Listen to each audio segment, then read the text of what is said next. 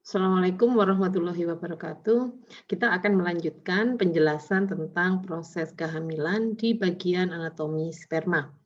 Seperti kita tahu di gambar ya, dijelaskan bahwa anatominya ini ada di bagian kepala yang berbentuk kaput, agak lonjong, gepeng ya, ini head atau kepala. Kemudian ada di bagian tengah yang menghubungkan antara bagian kepala dengan bagian ekor. Ini adalah bagian silindris, di mana di sini adalah tempat dari mitokondria. Kemudian ada bagian ekor atau tail ya, di mana kita tahu ekor ini yang akan menggerakkan sperma untuk naik sampai ke tuba Fallopi. Jadi ini adalah anatomi dari sperma itu sendiri. Kemudian di bagian kepala ini ada sel membran atau membran sel, kemudian ada akrosom ya yang nanti akan saya jelaskan terkait dengan reaksi akrosom. Kemudian ada nukleus dan ada nuklear vakuol atau vakuolan nukleus ya, di mana inti dari atau nukleus inilah yang nanti akan melakukan fusi dengan sel ovum. Kemudian ada tahapan spermatogenesis. Apa itu spermatogenesis? Spermatogenesis merupakan proses pembentukan dan pematangan sel sperma pada pria, di mana proses ini dapat menentukan kualitas sperma yang sangat berpengaruh terhadap keberhasilan proses pembuahan sel ovum hingga sampai nantinya menjadi janin. Nah, tahapan spermatogenesis sendiri ini dibagi menjadi ada spermatositogenesis, kemudian ada spermatidogenesis atau meiosis dan spermiogenesis. Ya, jadi ini prosesnya semuanya terjadi di bagian testis itu. Nah, ini sperma dibentuk di sini, di mana tahapan-tahapannya ya dimulai dari ini bagian primordial germ cell atau sel-sel primordial, kemudian nanti akan membentuk atau terbagi menjadi spermatogonium seperti itu, sampai nantinya menjadi sperma yang matang atau sperma yang matur.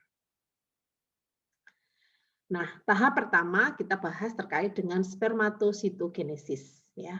Nah, spermatogenesis ini adalah seluruh proses mengubah spermatogonia menjadi spermatozoa yang matang atau aterm. Di mana kita tahu bahwa saat lahir sel germinativum pada bayi laki-laki dikenali di korda seks testis sebagai sel-sel pucat besar yang dikelilingi sel penunjang.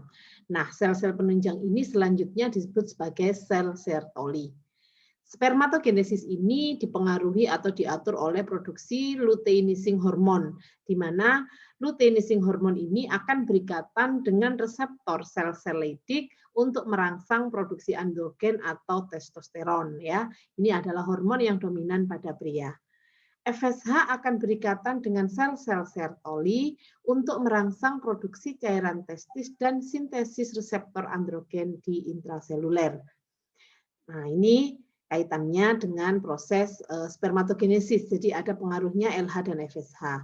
Nah, sel-sel Sertoli tadi ini sesaat sebelum pubertas, korda seks akan membentuk lumen dan menjadi tubulus seminiferus. Jadi sebelum pubertas kondisinya masih istirahat. Secara bersamaan, primordial germ cell akan membentuk sel-sel punca spermatogonia tipe A. Ini akan menandai permulaan spermatogenesis ya pada saat seorang pria mengalami pubertas. Baik. Nah, tahap yang kedua yaitu tahap meiosis. Nah, di mana di sini adalah tahap maturasi sperma yang dimulai pada saat pubertas. Spermatogenesis ini dimulai dari pembelahan sel yang belum matang atau spermatogonia ya. Jadi ini adalah spermatogonia, sebentar saya geser dulu. Ini adalah spermatogonia A ya. Kemudian ini akan nanti bereplikasi menjadi spermatogonia B. Ini. Jadi ini yang belum matur ya.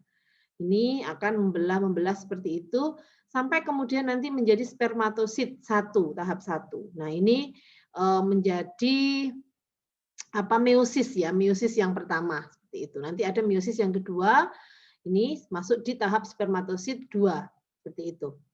Nah, spermatogonia B ya, tadi spermatogonia B ini akan mengalami pembelahan atau replikasi secara mitosis menghasilkan sel anak yang bersifat diploid. Nah, spermatogonia hasil mitosis kemudian tumbuh menjadi spermatosit.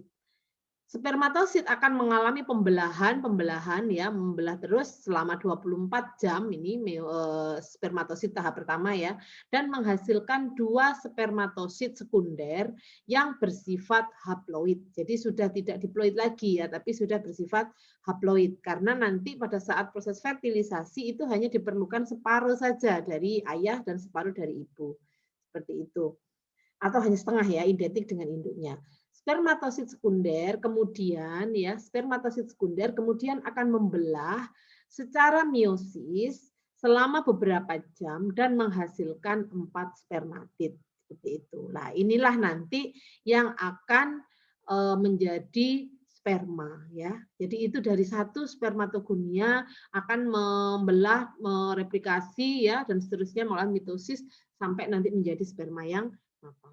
Ini tahap yang kedua ya.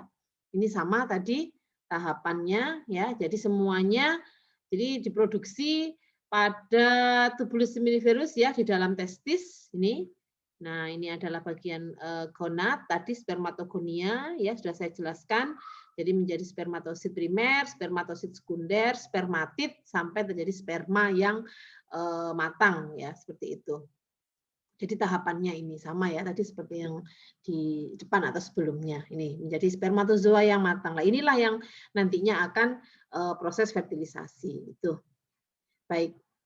Jadi ini ya kalau kita lihat ini proses spermatogenesisnya. Bentar saya geser aja dulu. Nah, ini kita lihat ya proses ini yang pertama ya, ini adalah spermatid. Kemudian kedua ini adalah primordial germ cell, germinal cell, kemudian ini epididymis ya. Jadi ini kalau diperbesar seperti itu, ini ada di testis semuanya. Kemudian ini adalah epididymis, kemudian ini adalah vas deferens salurannya, kemudian kelima ini adalah testis, keenam adalah coiled seminiferous tubule, jadi tubulus seminiferus yang terbungkus. Kemudian nomor 7 ini adalah tubulus seminiferus ya, bagian yang irisan melintang seperti itu. Ini tadi tahapan spermatoid ya, spermatosit tahap 1, spermatosit tahap 2 di mana memasuki proses meiosis 1, meiosis 2 sebelum nantinya akan menjadi spermatozoa yang aterem atau yang matang.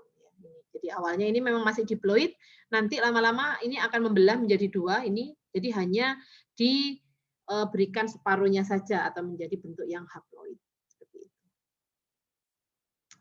Baik, ini tahap ketiga yaitu spermiogenesis, di mana spermiogenesis ini merupakan tahap akhir dari proses spermatogenesis, pematangan spermatid menjadi spermatozoa yang matang. Ya. Kemudian serangkaian perubahan yang menyebabkan transformasi spermatid menjadi spermatozoa. Perubahannya meliputi pembentukan akrosom menutupi separuh permukaan nukleus dan mengandung enzim untuk proses penetrasi ke sel ovum. Terjadi kondensasi nukleus, kemudian pembentukan leher, bagian tengah, dan ekor. Ini ada pengelupasan sebagian besar sitoplasma sebagai bahan residu, dan ada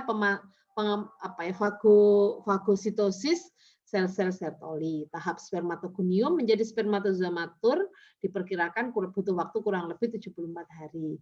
300 juta sel sperma diproduksi setiap harinya. Tapi ingat ya, hanya satu saja yang mengalami atau berhasil melakukan proses fertilisasi. Ini tahap spermiogenesis ya. Nah, ini tahap spermiogenesis sampai pematangan ya. Jadi dari spermatid tadi menjadi spermatozoa yang matang. Seperti itu. Nah, spermatid ini sel melingkar terdiri dari inti, kemudian aparatus Golgi, kemudian ada sentriol, ada mitokondria. Ya, ini yang semuanya berperan dalam pembentukan spermatozoa. Itu. Nah, ini perubahan yang terjadi selama proses spermiogenesis. Kalau kita tahu tadi ada pembentukan akrosom, ini penting sekali ya, karena nanti untuk menembus lapisan ovum itu butuh reaksi akrosom. Ini ada akrosom, ada bagian mitokondria, kemudian ada bagian ekor. Nah, ini ada fase-fasenya. Kalau kita tahu ada fase Golgi, fase cup, kemudian fase akrosomal sama sampai fase maturasi. Ya, ini adalah sperma yang matur ya, ada pemadatan dan seterusnya. Ini adalah tahapan perubahan selama proses spermiogenesis. spermatogenesis. Ini. Nah, ini latihan saja ya. Misalnya tadi kan ini ada tahapannya ya. Nah, misalnya ini bagian apa saja sampai menjadi sperma yang matang. Itu. Baik, ini penjelasan tentang sperma. Selanjutnya akan saya akan jelaskan tentang ovum. Terima kasih.